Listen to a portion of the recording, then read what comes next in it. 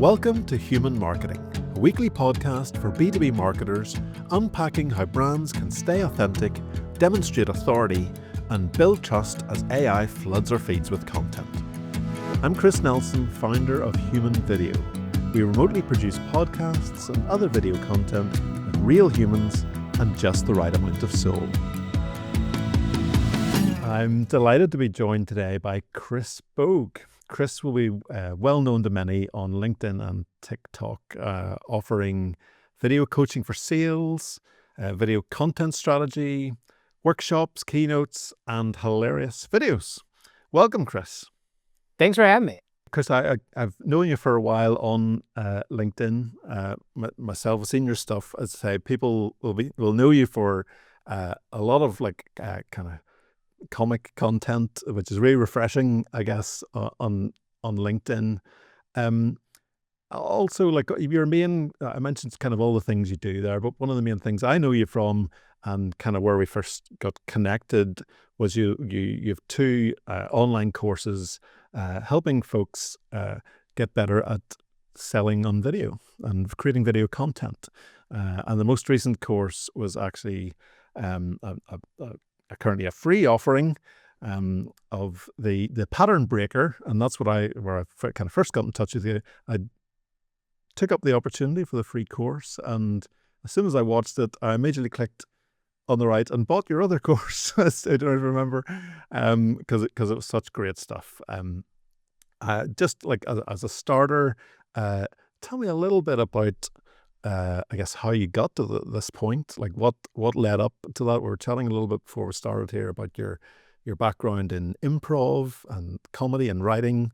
But yeah, tell me a little bit about the kind of Chris Bogue story, if you could. Thank you. Yeah. So my name is Chris Bogue. I've been coaching people on video. I've been using video prospecting for sales for about 5 or 6 years now. That was a total accident. Everything you see me doing on LinkedIn, I put a lot of content on LinkedIn. Total accident. Did not ever anticipate being a LinkedIn content creator. It was really one of those right place, right time kind of things. I was in sales. I was selling to universities. COVID happened. Originally, the 3 best ways to reach my prospects were call their office, visit them on campus, or visit them at an educational conference. So none of those were available to me anymore. All my trips were canceled. Everybody left the office, still had a quota to hit. I started getting on video, and I started just sending super short, super, direct, open videos to the people I was reaching out to. And I've had some experience on camera. I've done a little bit of TV work, and then I've also done a lot of stuff on stage. So I didn't really know anything in terms of video production. I just started talking to the camera, just started talking directly to my prospects. And I quickly realized that I could get a meeting with basically anybody I wanted. And people who had been ignoring my company's cold emails and cold calls for years were suddenly open to speaking with me. And at the time, I had no brand. I had no formal training for LinkedIn. I did not know anything about video. I did not know how to do thumbnails or subtitles or, J&L cuts or text on screen or any of that. All that stuff was completely foreign to me. But I was pretty good at being able to just look at the camera and speak for about 45 seconds. And it turns out that's really all you need.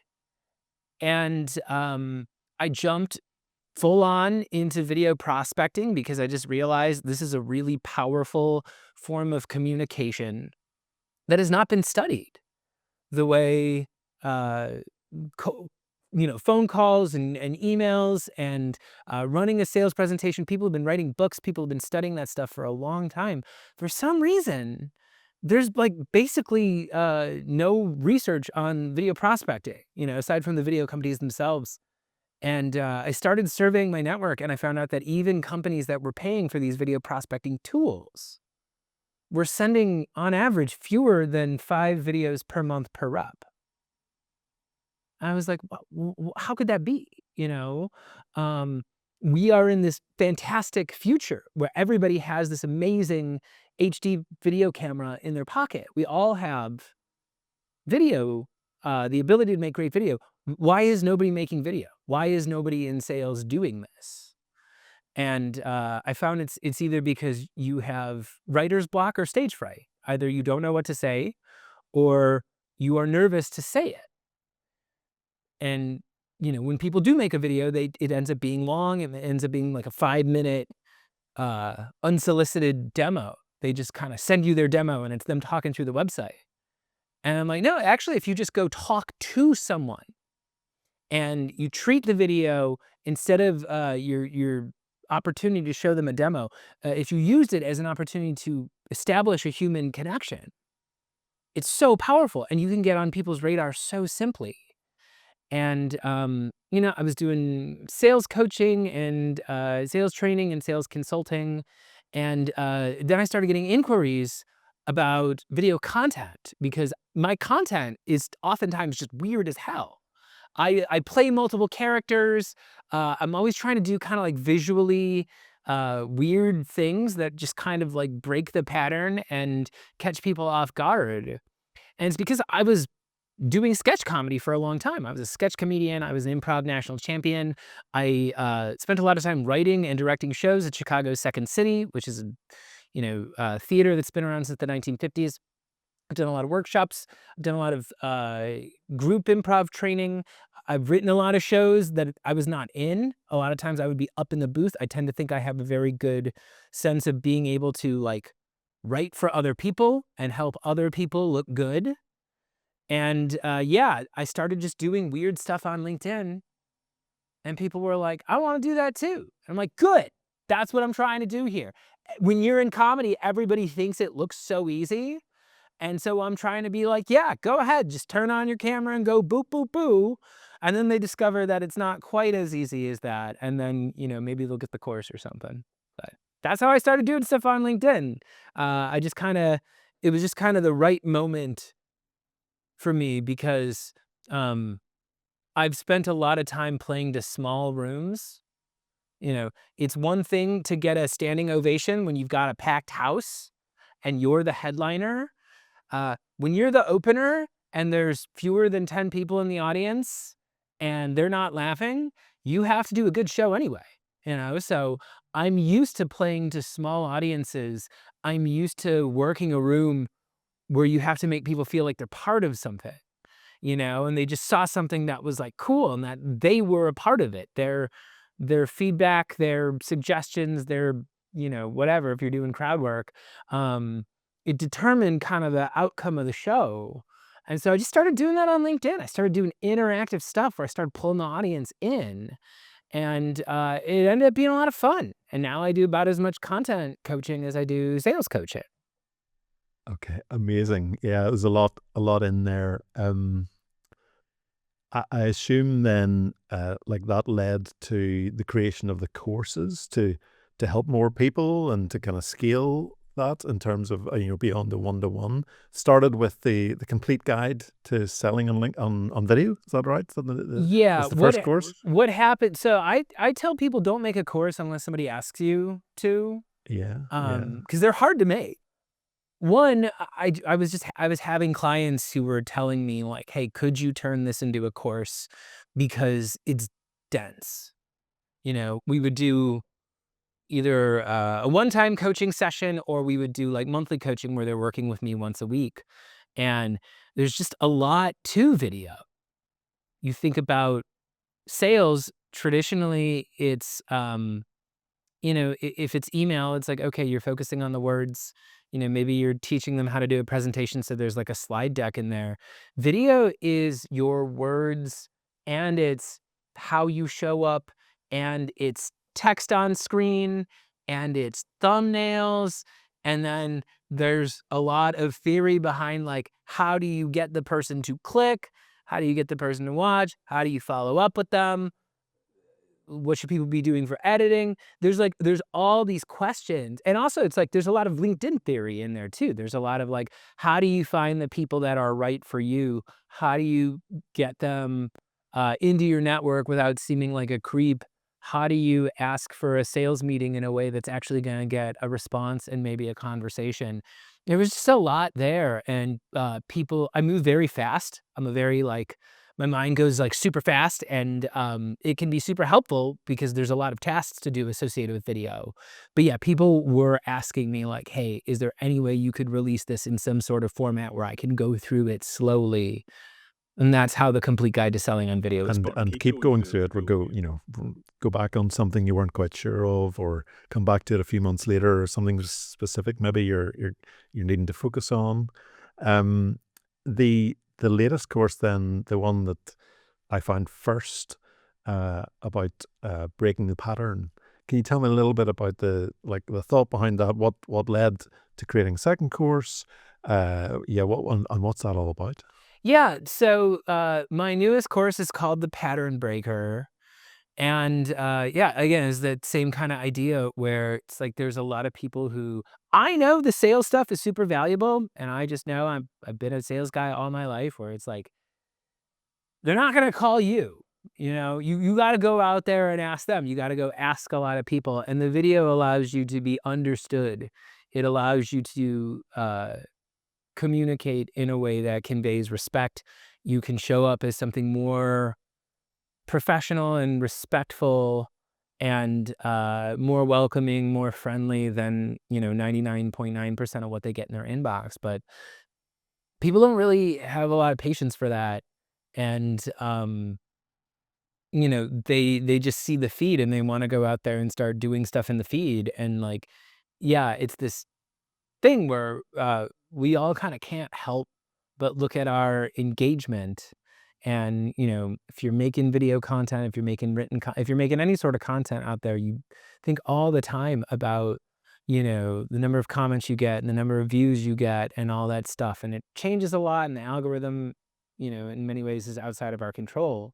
But I'm always able to have a fairly decent audience out there because, again, I'm always going straight to the audience. I'm always crowdsourcing from the audience. I am always looking to the conversations that are happening right now in order to like figure out like how can my positioning come in here? How can I do something that's going to reach my people? And yeah, again, it's like I try to make these courses full of the lessons that I don't see other people talking about. And, a lot of the things that I learned was, one, either on stage, or two, I learned from a lot of TikTokers and YouTubers who, basically invented the whole kind of creator influencer genre. And I get a lot more advice from them than I do from LinkedIn influencers who always steer me wrong. Always. I can imagine. I mean, do you get people saying like this isn't serious enough? This content, this isn't TikTok on LinkedIn. Why are you creating this sort of content? Is there any? Not really. It's funny, like, people usually when I have something really odd and out there and funny, it's because it is educational. Like, I am wrapping it up with a little bit of presentational humor because my audience would not consume it otherwise. It's like when you feed a pill to a dog and you wrap it up in a little bit of lunch meat first, you know? Um, People think they want serious content, but I know that they don't. And that's another thing you learn as a performer. You'll end up getting hired for some ritzy blue blood kind of hoity-toity black tie events. And so you're like, "Oh god, these people are so rich. I really gotta go highbrow." And then as soon as you drop a fart joke, the whole place just lights up. And you're like, "Oh, fart jokes? Okay, let's do it. Let's do it, guys." And then it's just like it I don't know, there's a misconception that serious people don't laugh at stuff. And that's just not true. We have one screen. Everybody has one screen that we are competing for. And your prospect that you're trying to reach, they might not be answering text messages from their kids. Their wife is texting them and they're ignoring it. Here you come trying to give them business content. Like, what chance do you have? You got to do something interesting. And that sounds really overwhelming to people. But again, I kind of try to break it down into like a little system of like the pattern breaker, where it's like, okay, first you got to listen to your audience a little bit, talk to them, find out what's important to them, what kind of expectations they have, what places do they hang out in, what do they think is a real problem, what do they not think is a real problem, what do they think is a waste of time. You got to start with that. Start with what are they already used to, and then just show up as something slightly different than that. You know, do you ever play any board games, Chris? I am not a big board game player. Our family weren't, but I have I have friends that invented games, and kind of drew me into that world a bit. Yeah. So there is a board game design principle at the heart of all of this, oftentimes that I'm using. And I forgot who was explaining it once. I heard this wonderful explanation for how to design a board game. Hmm. And they said, you want to design a board game, what you do is you create a very, very, very strict set of rules, and then you selectively allow your audience to break them. So, you set up, you say, okay, here's the rule. You roll the dice, you roll the die, throw it. However, whatever number you get, that's how many spaces you move forward. Unless you get a 4. Then if you get a 4, you can move forwards or backwards. You give them little chances to break the rules, and that's why a board game feels like it's fun. So I tell people, if you go and you look up a list of like, the 9 rules for writing a good professional cold email. If you follow 9 of those rules and then you just break one of them as egregiously as possible, that's the kind of thing that gets noticed, because it almost fits the pattern. It's just a little bit off. So all the people who are just trying to adhere to the pattern 100%, they're going to get swallowed up in the noise, because patterns are how we know what is important, but it's also how we know what we should be ignoring. So if there's a pattern we keep seeing and we keep ignoring it, like, yeah, that's just kind of like a mental time saver for us. But if you show up as something that's just a little bit off the pattern and people think, wait a minute, that ain't right, now you've got them. You kind of pulled them in. And so that's what I teach people to do with their video content. Like, you have to find a way to subvert their expectations. Just a little bit, just one little thing right in the first 1.5 seconds. And now you've got your shot. Now you give them your wonderful information, or, whatever visual treat you have in store, but they don't know that they want it yet. You kind of got to surprise them. And, part of the reason why I did the pattern breaker too is because it's the opposite of how I do sales. People see me making funny videos on LinkedIn, so they go, oh, he must be sending funny videos to people. And then they take a business meeting with him because he's so funny. But no, actually, I am being incredibly straightforward in sales. That's kind of my whole approach to selling on video, is you want to show up as more real, more human, more interested in them than everybody else in their inbox that day. Because when you're dealing with sales, you want somebody who's going to talk to you straight. Um, the feed is where you can go get weird. And if I go to my inbox, it's probably because I want something specific and I want to get out as fast as possible. I'm looking for an email from my boss, or an email from a client, or, that 30% off promo that's about to expire from my favorite store. I want to get in there and get out quickly, because I hate my inbox. It's not a place I want to spend time. And most people, it's not a place they want to spend time. When you go to the news feed, that's when you want to be taken somewhere that you've never been before. You want to be entertained. You want to learn something new. You want to feel a connection to somebody else. So they're kind of the yin and yang. You have to be able to do both as a video storyteller. Can you just be a person that the audience trusts? But, when it comes time to put on a show, you do have to give them a show because it's competitive out there. 100%. Oh, there was a lot in there. I'm going to pick up on, yeah, like my company that I started in January is called Human Video. So like you just said that a moment ago, like it's what it's all about. It's about being authentic. It's about building trust in lots of different ways. I've noticed, we're chatting briefly before we started, that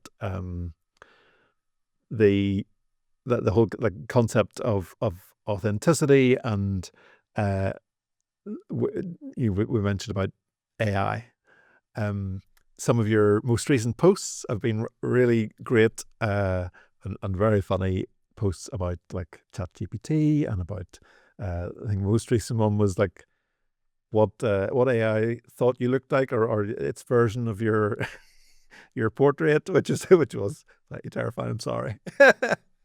I know. So like part of the whole reason of starting the company was about it's kind of like I've been a commercial filmmaker for 15 years, creating all sorts of content all around the world, kind of quite high production value stuff. It was always just me flying around the world, but I had the big cameras, I had the lights, I had all the toys, and did that for as well as I could. But I just yeah, kind of terrified by how great AI is becoming. I could see that coming, I guess. And I like my bet is that as there's AI proliferates even more, and our feeds are full of more and more AI content, that actually what will break the pattern, hopefully, could still be authentic, real human beings showing up, in a sea of artificialness and fakeness, really, and like I see you talking about that a lot.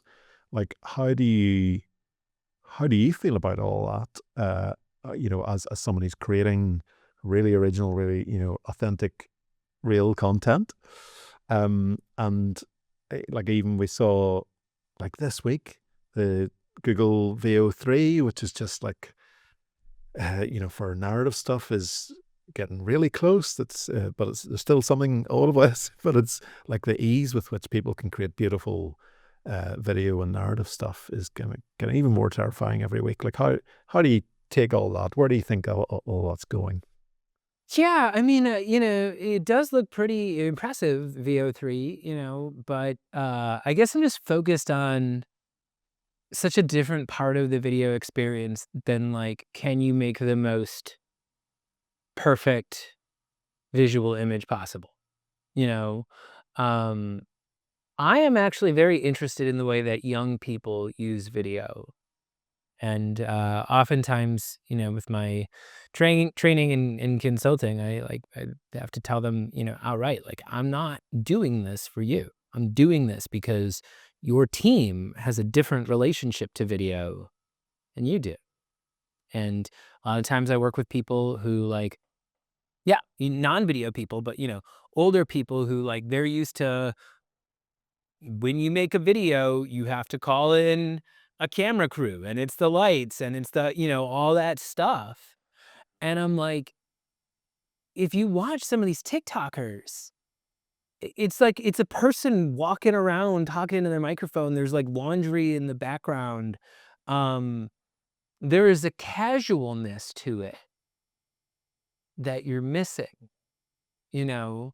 And I feel like with VO3, with Sora, um, with the way that people think about video a lot for B2B, they're just like, oh my God, look at this AI generated video clip of, this car driving. And like, it looks just like a real car. It look like it could like fake, fool somebody. And me, I'm not a person who's ever gone to the movies and cared about visual effects. I'm not a guy who will ever tell you like, "Oh, that movie was terrible, but the special effects are so great, you gotta go see it anyways."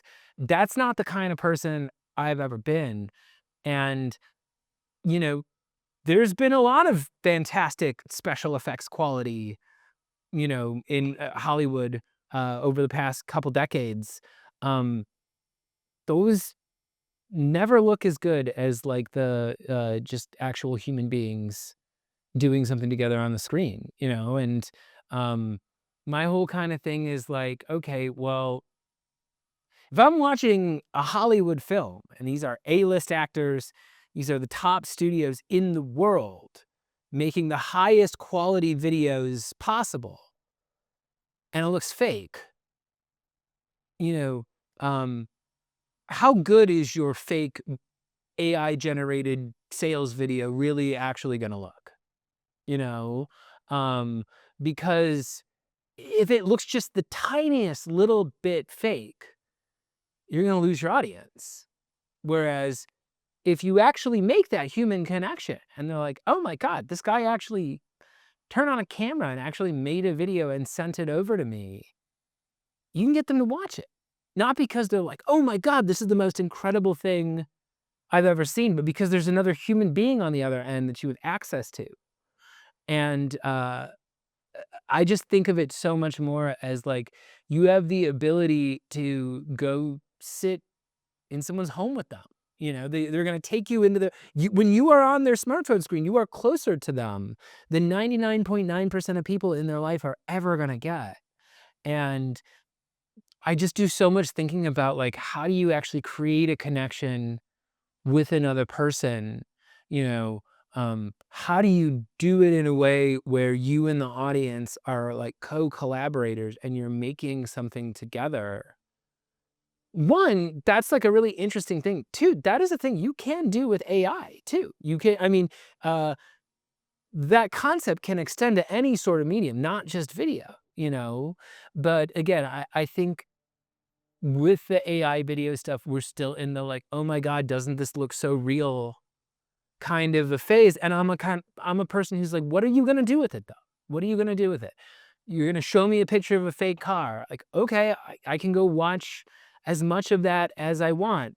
Um, I'm probably gonna go listen to some YouTuber talk for an hour, not because he's showing me something like so amazing, but because he's helping me solve some sort of problem, or he's got some sort of perspective on the world that I appreciate, or has some sort of knowledge that, that person can share with me in a way that I haven't been able to find as effectively anywhere else. And I feel like if you always go back to like, how do we make the human connection here? You're always gonna have moves to make, but if you're just going for, like, how can we make the most, realistic shot looking possible, like, yeah, the technology is always gonna get better and better, but I don't know, I kinda feel like there's a level of diminishing returns where people are just like, "Okay, but I don't really care." This is what I need to hear, Chris. It's like no matter how epic it's ever going to be, it's still not real. It still doesn't have the soul of a human trying to connect authentically with another Yeah, human, it's you know? quite soulless, it's quite Yeah. soulless, and I think, there's a certain type of person who just loves it and who's just like, "Ah, AI generated content, I just love, love, love, love, love it." But it just kinda everything looks the same, and, there's just something dehumanizing about it. Yeah. Whereas, like, the reason why I talk so much about interacting with the audience, like, I tell people all the time, like, go to a concert, any concert, some band comes to town, what's the first thing they do? When I'm here, I'm talking to you from Chicago today, the first thing they say is, "Hello, Chicago!" Everyone starts going nuts, and they're like, "I ate that pizza you guys have." We're like, "Woo!" And they're like, "Yeah, it's way too much. That deep dish is," and then like all of a sudden they're talking to you about something that's real. Comedians do that too. You go see the top comedians, go see your Jerry Seinfelds or your Jim Gaffigans or your Chris Rocks or whatever. Almost always they're going to start saying something about the city that they're in, because they have to go through this process of getting you on their side before you're in a state where you can accept their jokes. especially if they are an edgy comedian, especially if they are somebody who's going to say something that might cross some sort of line, as comedy often does. Comedy exists in the gray areas between what we think we're supposed to be like and how we're actually like. So that step where they build that shared context with you in the beginning and show you that they don't hate you, that they understand something about you, and that they're on your side. That is such an important part of the process, and that's the part that AI completely skips over. It's like, why is the storyteller sharing this story with you? That's actually a really important element of storytelling. And that's something that is absent from AI generated content. Because they're not real people. They're not. Yeah. Well, There's no I mean, it's why. kind of real. It's like, I'm also of the mind that, like, part of the reason why I'm a little skeptical is because, like, it's just a guy who makes content all the time. None of this stuff ever works as well as they tell you it's going to. Yeah, and the process of creating it is actually quite complicated, and I mean, not as expensive as creating a Hollywood movie, but there's a cost to every time you iterate something in creating those videos, and depending on what you're trying to do, there's there's a whole new skill set. It's changing as well. You often have to combine different tools to try and get somewhere. Yeah, there's so much more to it. So let's go back to the pattern breaker. Yeah.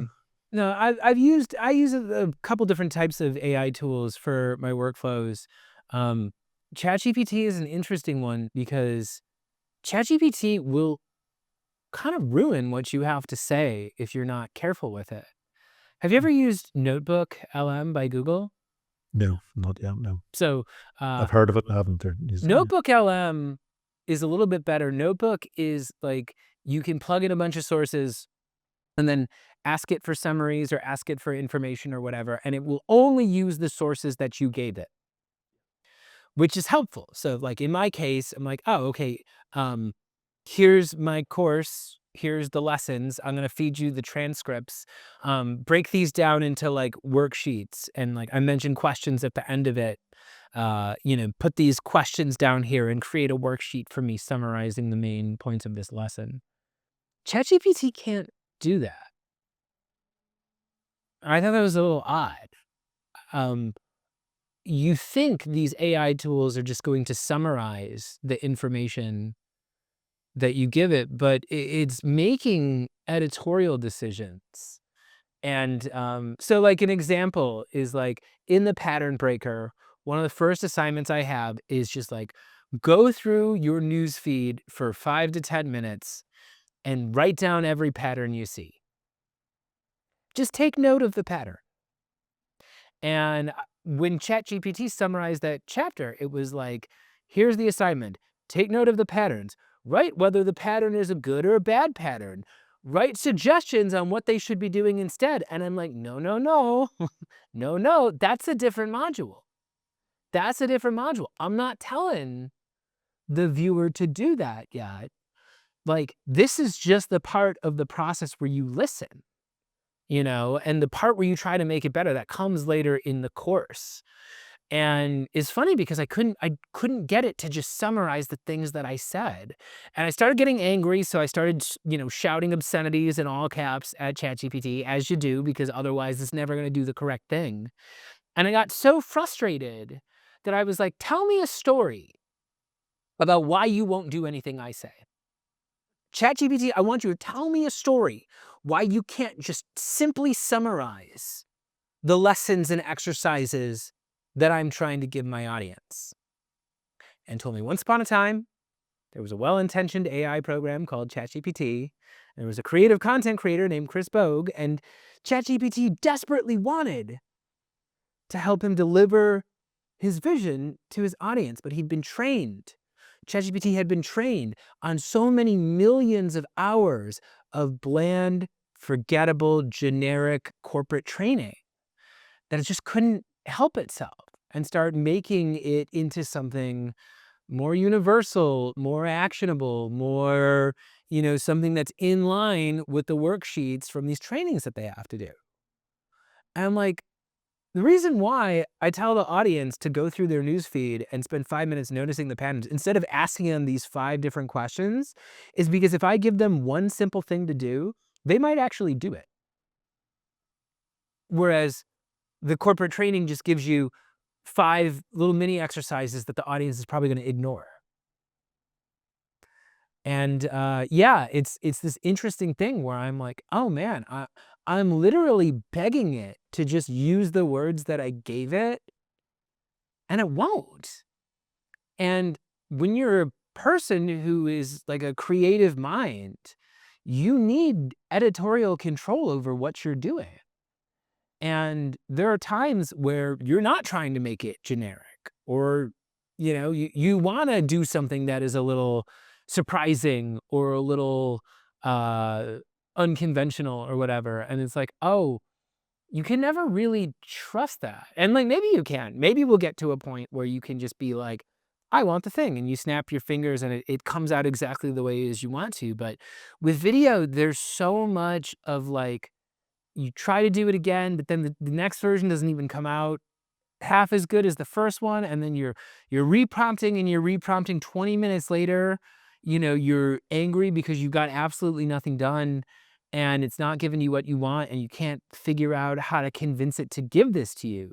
Whereas I find when you're working with real human beings and you're creating this live moment where they don't necessarily know what's gonna happen, they surprise you. You get all these wonderful little human surprises in there. This goes back to what we were saying in the beginning of the conversation. How sometimes the video that fails is more interesting than the video that is perfect. And I don't know. There's just so much room to explore here, and I just don't see people talking about it. They're so focused on the perfection that AI can offer. And I'm like, it's not about perfection. That's not what people are drawn to. I'm trying to talk about it. It's all good. Like it's I think yeah, the whole world I guess of trying to keep things authentic and like for me talk about the imperfection. I've for years and years I've told people like clients would say, "Oh, we want all the ums and ahs taken out of the video and we want, all of these things." And I was like, and I push back all the time. I was like, those imperfections are what makes it real. Those are the things that differentiate, makes it feel human. Before I was talking about things being human, I was still pushing for not having hyper polished videos, and even, trying to keep people away from very scripted content and just using a prompter, even if it's like somebody senior in a company. I would rather, like my whole career of 15 years of commercial filmmaking, like my previous company was called Storyhouse Films, and it was all about sitting down with people, having really genuine conversations, drawing out great content from them, and then kind of through the power of the edit, just sculpting that into, a more concise piece. But the content I was getting was always just from a human to human chat, and you had to work really hard sometimes when it wasn't scripted to get Let's talk the about content scripting, up, though. Let's talk about scripting because Yeah, I don't yeah, think love I it. don't think scripting is bad. I think scripting is a necessary part of the video process, and it's kind of this ironic thing that I don't really talk about much. Whereas, like, I I was an improviser, I was a stage performer, I was like a speech team champion, I was just, did a lot of public speaking and stuff like that. And part of the reason why I do keynote speeches and paid content and all that stuff is I do have a lot more experience doing this than the average person. And it's very important for me not to screw up. Like, I have lots of video out there of me screwing up. And again, that can be interesting, but you actually also have to get better too as a performer on screen. And when you are editing yourself, this as a podcast director, you will, oh, it's so painful to hear the ums and the uhs because you notice your patterns, you notice your verbal tics, you notice the things you say all the time. But you should actually just consciously try to not do that as often. Oh, sure. And people, especially people new to like one of our big things is, you know, coming into companies for the first time, creating maybe their first B2B podcast. And it's quite often whoever's fronting it might never have done it before. And they go on a journey where they, you know, over a year, it just gets refined. You know, they go through, they're listening back to it themselves, they're self-critical, but they absolutely come out the other end just so much better at it. You know, that's human nature to improve and to master a new skill almost, you know. So that's why I focus a lot on point of view, and it's something I talk about in the pattern breaker. It's something I talk about in sales too, because everybody is promising you the moon. Everybody says they're going to unlock the power of AI and you're going to be able to do all these wonderful things. The point of view is, I think, a really interesting storytelling trope, or, you know, it's just like a really important part of storytelling. And I'm like, that's how you can get on somebody's radar, especially for sales. They're not gonna believe your claims if they don't know who you are and they're not familiar with you. So if you're going in there trying to convince them that you're gonna, you know, 3x their income, or, you know, you're gonna do X and Y and Z, they have every reason not to trust you. But if you come with a point of view that makes them think, like, now you're up in their head. And I think the video is really interesting because I can give my audience a point of view that maybe they don't agree with, but they don't have to sit there and defend themselves against me. They can say, I think this guy is wrong, but let's just see where he's going, you know? And it's why I think so much about what does your audience expect. And one of the exercises I have my clients do and that I do in the course is like, go ask your audience questions, go poll the audience, literally use the poll feature, ask them about controversies within your industry where you don't even know the answer, and see what they say. And oftentimes the interesting videos are the ones where I come to the audience with a point of view and I say, okay, here's the question I asked my audience. 73% of my audience said this, and here's why I think they're wrong. Like, that's such an interesting hook, you know, because the audience is like, wait a minute, that's what I think.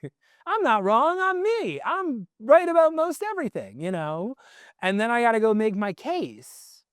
But again, you kind of like got to get with like, what do they care about? And it's going a layer deeper.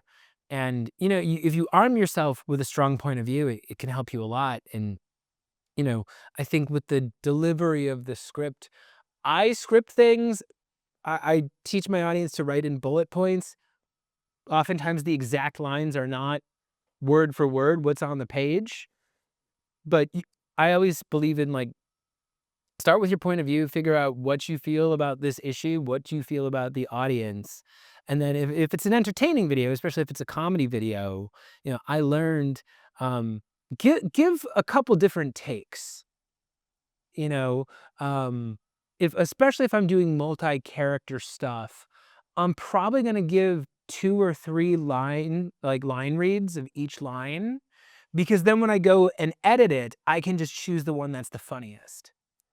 And And that requires a lot of planning, doesn't it? Like all those different characters. Like I can imagine the work that goes into those, well, and again, you that's know, where knowing being a what's going to writer happen. helps a lot too, Well, though, you indeed, know, yeah. where it's What are like, you, a writer, a comedy writer? yeah, it's like, you know, I'll write it out on paper and it's like maybe the script is only 1 page and it's 2 people talking back and forth. It's like I have to fill in each of those separately in front of a green screen, and then I have to cut them together so it looks like they're talking to each other.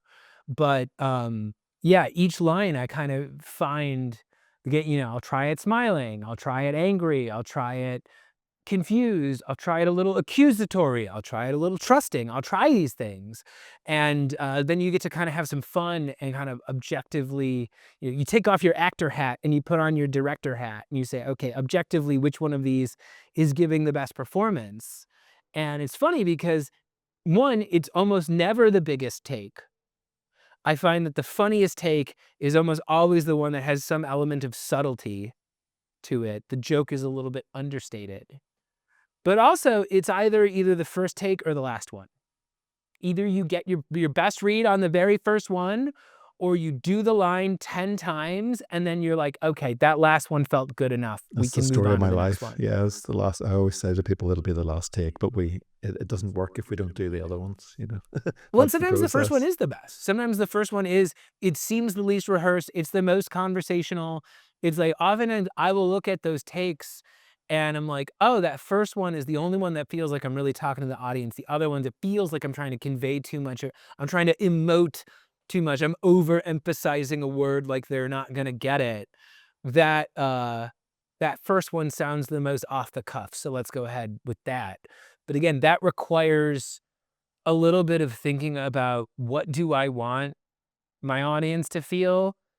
How do I want this to hit them?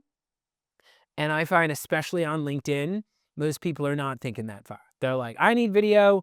I'm going to press the video button and throw this AI bullshit up there. Mission accomplished, and it bombs, and they're like, oh, video must just not work. And it's like, Yeah. You see that a lot these days, actually. People, even just the past couple of weeks, people are going, oh, video. And everything LinkedIn are doing is like talking about pushing video and making a big deal of video. They've held big events recently all about pushing video. It's interesting. But they're also changing it a lot. Like, they get rid of the feed on mobile, and then they present it in a completely different way for about a month. They've ditched that this week. I don't know if you've noticed. The presentation of vertical videos changed again on mobile. You can't even access a feed anymore. You can't scroll once you're in a vertical video. You don't scroll through them anymore, which is wild. yeah, I mean, like, LinkedIn has its own issues as a platform. I will say one common objection I hear about video, especially with the sales training, is people will say, well, my audience isn't a video audience. I sell Because they've never to watched people. TV or a movie. Yeah, well, that's the thing, is I'm like, there is no such thing as a video person or not video person. We have one screen. That is the screen that plays videos on it. And again, there's so many aspects of the video process that people don't think about. And this goes back to, like, why did I build a course? Why do I speak so much about subtitles? Because I don't hear anyone on any sales trainer ever talk about subtitles.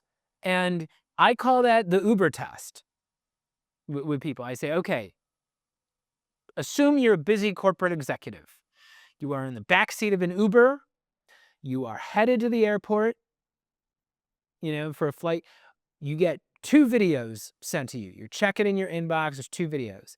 One is me, and I've got correctly spelled, correctly formatted captions on the screen.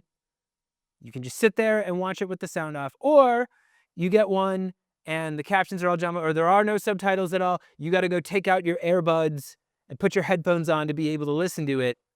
Which one do you think that person is going to watch? The one that you can just press and start just watching, even if you don't have your headphones in. And people don't think about that.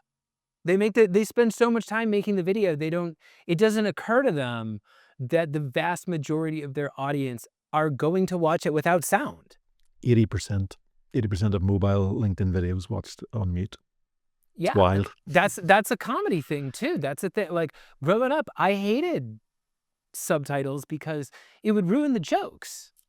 You would get the joke a fraction of a second too early, and it would do that. 100%. If you ever watch my videos, the reason why my videos are funny oftentimes is because I time the subtitles so they read exactly the same way that they sound. It's so good. You mentioned there about sending messages to people, sending video messages to people. We've talked a lot about the content side of things.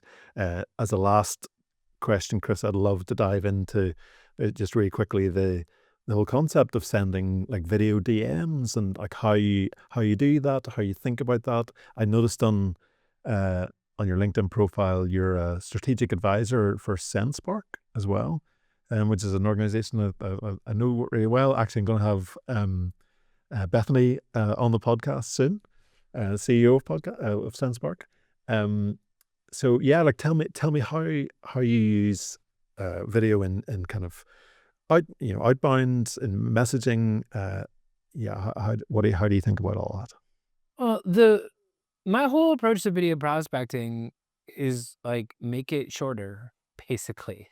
And again, I made the course because I didn't see a lot of people giving the kind of advice that I have found is successful. When I would talk to sales leaders who would use SendSpark or a similar program, I've been a trainer approved by Vidyard and BombBomb as well. A lot of people use Loom. There's a lot of programs out there that people use. I'm a SendSpark advisor. I advise all my clients to use SendSpark. But the idea here, it's the same problem anybody has with any video program is they've got all the tools, but they're not using it. Or again, they make a 10-minute screen share that nobody asked for. And I'm like, if you just came to them with 45 seconds, where you're like, hey, I noticed this thing you did, and it got me wondering about something. And then you ask them one simple question, you could have gotten them to respond to you. You're treating it like like you're going to send them a commercial, and that the commercial is going to be so compelling that they're going to jump in and have a conversation with you about buying the services. You have to stop thinking about it as a commercial with the goal of selling your product. And you got to start thinking about this as a short message that you want them to watch and you want them to respond to. And just kind of reframing it and thinking of it like, can you get their attention? Oftentimes that means breaking a pattern, and the easiest way to do that is to notice literally anything about them, because most people will not go through the trouble of actually finding out who they are or what they care about. What sort of things would you include that you've just found? Do you scan their LinkedIn profile and just pick out some connection or something you Yeah, can if they're on pick up LinkedIn, on? or it's like I always say, marketing exists to be noticed, right? So if you're in sales and you're trying to reach out to an organization, like there is so much information out there. There are earnings calls you can look up. There are social media campaigns people are posting on LinkedIn. There are so many ways you could go to learn about, like, what is this company? What are their values? How do they want people to be seen? Or how do they want people to see them? All these things can help you show up sounding like you know what you talk about, and signaling to them that you're motivated by the same things and you have a similar point of view, or you have a point of view that's worth them listening to. And again, people send usually like a 5-minute product demo, or it's like, if you just noticed something about them, if the beginning of the video was you noticing them, and then you ask them a simple question, and here's the other thing that everybody misses too, is you have to instruct them how to respond to you. That's a very important part of the process that I don't really see people talking about. And I make sure I end my direct videos, if I'm sending a video note to somebody, I tell them how I want them to respond. I usually end by saying, hey, if you're interested, or if you'd be willing to answer, just respond to this message with anything. Literally, you can just text me back if you're willing to answer the question. Also, if this sounds like something you are not interested in at all, if I am way off the mark here and this is not the kind of thing you would ever be interested in, you can just tell me that too. You can tell me no thanks, and I'll just mark that you're not interested in this, and it's not a good time for you right now. Let me know. But I gave them an option. If yes, here's how you respond. If no, I will go buzz off and I won't bother you with this anymore. What do you say? And that helps a lot, because now they know, okay, well, if the answer is no, this guy's not going to take it personally. He's not going to get angry and start interrogating me. He's going to respect that this isn't for me. So I'm giving them an out, but letting them know like what they should do if they actually do want to respond to you, that's important, because sometimes you'll make that video and you don't make that clear, and they're like, oh, this guy's really smart, I'm gonna do that, and then something else pops up, they're like, I'm gonna take care of this other thing first, and then life gets in the way, and then they're not gonna respond to you. So you have to make it clear, you have to follow up, you have to be omnipresent so that you're showing up in the feed anyway. Yeah, they're all often, would they already have seen you? Would you have taken some sort of signal that they've liked a post or interacted in some way? You feel like Yeah, they may, I usually there's a don't wee bit of reach out warmth totally there. cold. Yeah, I really like to have some sort of interaction. Um, helps so much, doesn't it? yeah, usually at the very least we're connected together. Oftentimes I'm connecting with them because they're posting about something that I'm interested in, or we have some sort of, or they've interacted with my content previously. I'll go through and I'll send connection requests to people who are liking my stuff or checking out my profile as, if they seem like a person that's relevant. And then, yeah, having stuff like LinkedIn content that people can get into, having a free resource and stuff like that, that gives me something I can reach out to, that isn't just asking for their time. Sure, sure. And you literally doing that through the Chrome plugin and just like creating short videos in the browser through Yeah, LinkedIn it depends. It's like, inboxing? if you look at the sales process, um, that's either 3 steps or 50 steps, depending on how complicated you wanna make your chart, you know?